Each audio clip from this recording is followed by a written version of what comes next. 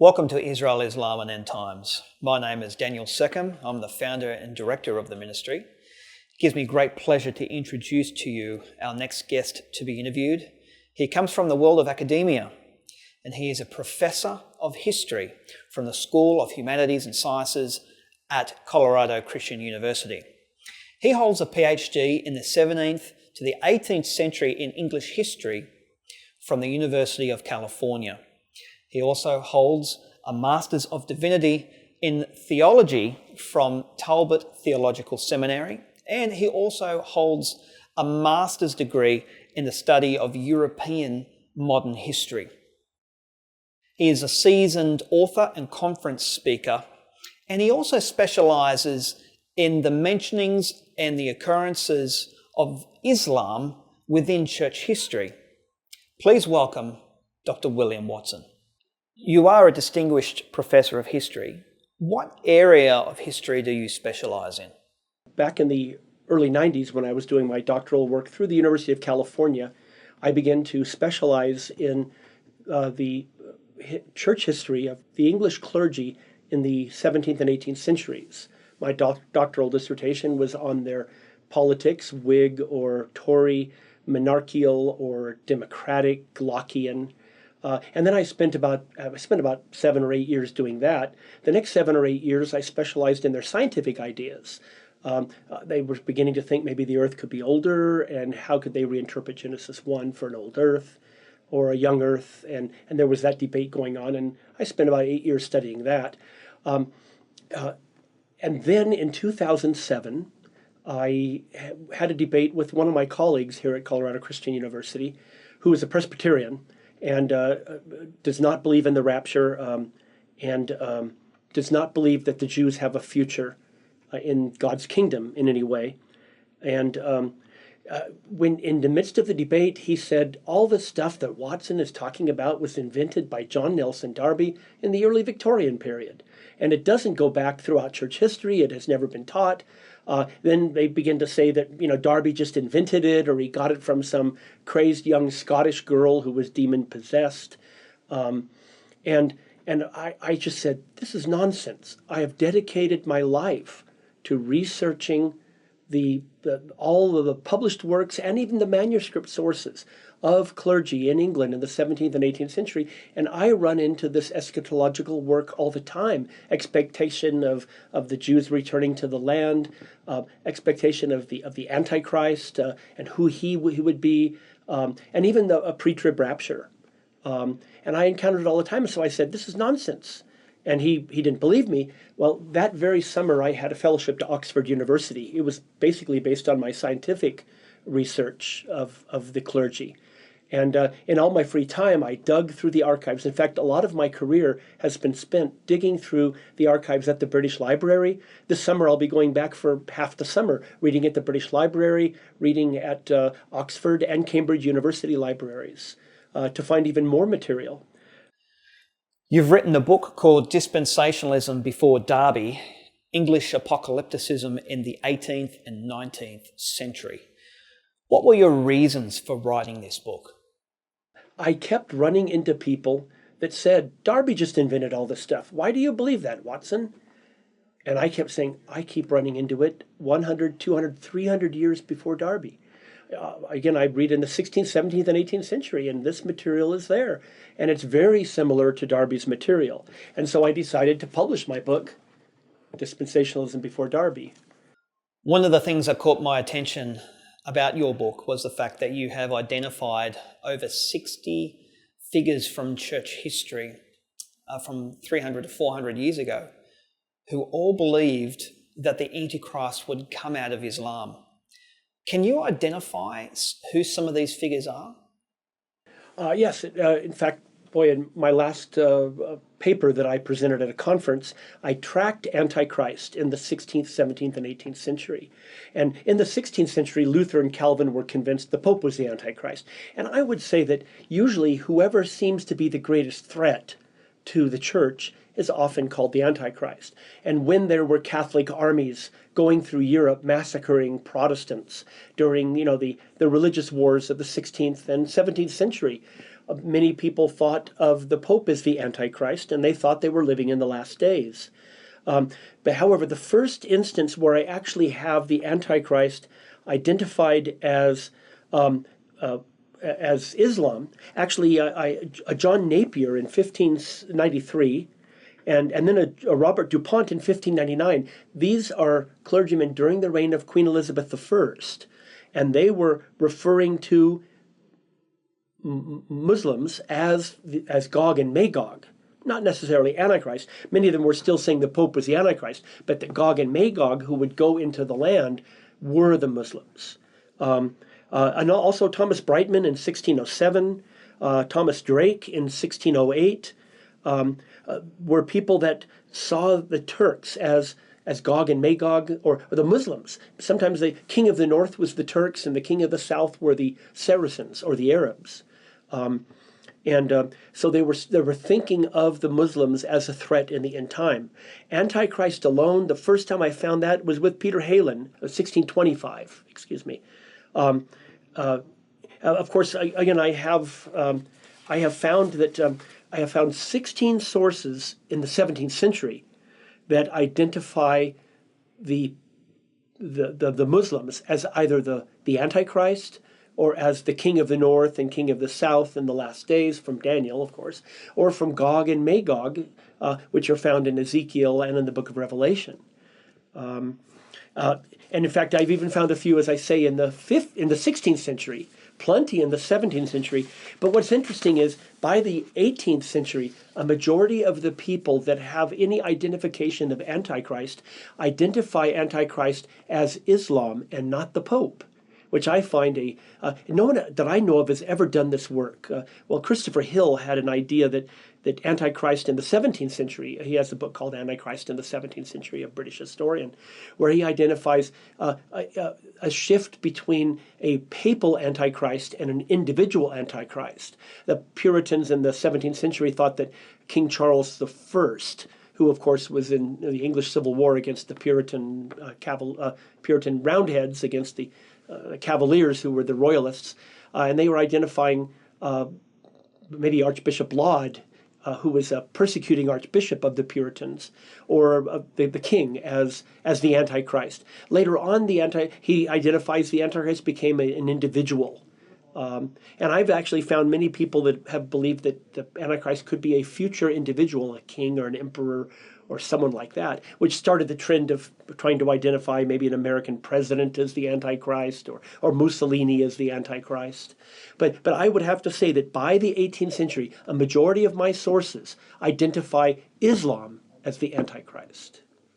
Can you tell us why they believe that the Antichrist would come out of Islam? I would say that, first of all, they're very serious about their exegetical work. I mean, in trying to get things from the scriptures as accurately as possible. But on the other hand, then they take that step, as we often do today, with trying to discover who the Antichrist may be. We know there are certain attributes of the Antichrist found in Scripture, and then we try to find some historical character or a character going on right now that could fit. What's interesting is, as Antichrist became more popular, Islam was becoming more of a threat. It was during the 17th century when the Turks were identified as Antichrist that the Turks actually had tried to besiege the city of Vienna. And so a Turkish army was surrounding Vienna and trying to take the city. And people were suggesting that maybe the Turks were the Antichrist. When you wrote your book, Dispensationalism Before Darby, were you aware that there were so many figures throughout church history that did believe this? As a matter of fact, I wasn't. I didn't have an idea at all.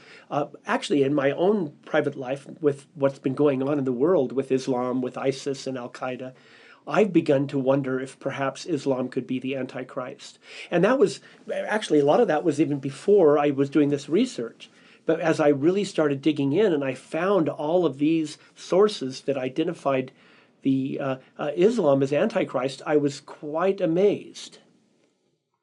Without a doubt, the majority of evangelicals today hold the view that the Antichrist would come out of Roman Catholicism. However, as you've established, that wasn't always the case. When and where and why in church history did they start to believe that the Antichrist would come out of Roman Catholicism? Once again, wherever the threat is. So obviously when Luther and Calvin were concerned about Roman armies coming up and ending their Reformation, they saw the greatest threat as the Roman papacy. As later on, even in the 30 Years' War, you had Catholic armies marching through Protestant Germany, massacring villages and trying to enforce a return to the Pope in Rome. And it was just natural that the people in that kind of situation would think that the Antichrist would be Rome. One particular striking evaluation of Islam came from the founder of the Methodist Church, John Wesley, and he had this to say about Islam. "It is not therefore strange that ever since the religion of Muhammad appeared in the world, the espousers of it, particularly those under the Turkish emperor or the former Islamic Caliphate, may have been as wolves and tigers to all other nations, rending and tearing all that fell into their merciless paws, and grinding them with their iron teeth, that numberless cities are razed from the foundation, and only their name remaining, that many countries which were once as the garden of God are now a desolate wilderness, and that so many once numerous and powerful nations are vanished away from the earth. Such was and is at this day the rage, the fury, the revenge of these destroyers of mankind." Now, to me, when John Wesley says the rending and tearing all that fell into their merciless paws and grinding them with their iron teeth, I cannot help but think of Daniel 7:7, where it says, "After that, in my vision at night, I looked, and there before me was a fourth beast, terrifying and frightening and very powerful. It had large iron teeth. It crushed and devoured its victims and trampled underfoot whatever was left. It was very different from the former beasts, and it had 10 horns." Now, I cannot help but think that John Wesley actually had Daniel 7:7 in mind when he said that. I mean, what are your thoughts in regard to that? And what other examples can you cite where other church fathers mentioned Islam and made the parallels with different scriptures? All the time, as I say. I would recommend that you actually read the sources, which are available online if you get a subscription or find a good library that has access to these, and find out for yourself. What I found out often was there was a transition where because the Roman Empire divided into East and West, and the East was the Byzantine Empire, but then Constantinople, the capital of the Eastern Roman Empire, the Byzantine Empire, was taken by the Turks. Some were saying that the Antichrist was both the Pope in Rome and the Ottoman Empire in Constantinople, and that two-sided, because they both are the inheritors of what was the Roman Empire, and the Roman Empire was always identified with the Antichrist. At least throughout a lot of church history, especially with the early church, and what they had to suffer under the Roman Empire. But anyway, and so I would say anyone that causes a threat that crushes the true saints of God, or people that consider themselves the true saints of God, be they the German Protestants being crushed in the 30 Years' War, or the Puritans being crushed by the Catholic armies, or at least high church Anglican armies of the king. Of course, he also brought in Irish, and the French were also allied with them in supporting the royalist cause against the Puritans. So they could see the forces of Catholicism on the mainland of Europe as threatening them, and then identify them as Antichrist. As of late, there have been a number of Bible teachers who have risen to prominence as a result of outlining the incredible and I would say even spectacular parallels between the biblical Antichrist and the Islamic Messiah figure called Al-Mahdi, also known as the 12th Imam among Shiites. Do you believe that what these Bible teachers are saying has any legitimacy? Yes, as a matter of fact, I'm beginning to speculate that there's so much that the Mahdi has in common, especially if you read not necessarily the Quran, but in the Hadith and also in other traditions of both Sunni and Shia, but especially the Shia with the 12th Imam, for example. You see this idea of the Mahdi, and I think it dovetails so well with what I see as the Antichrist doing. So I would not be surprised at all if the Mahdi that is coming and expected would be that very Antichrist that would deceive, if possible, even the elect. Dr. Watson, in your understanding, do you believe that the idea of the Antichrist coming out of Islam could possibly one day eclipse the long-held view of the Antichrist coming out of the Roman Catholic Church? As long as we remain on this earth before the Lord comes, people will be speculating as to who the Antichrist is.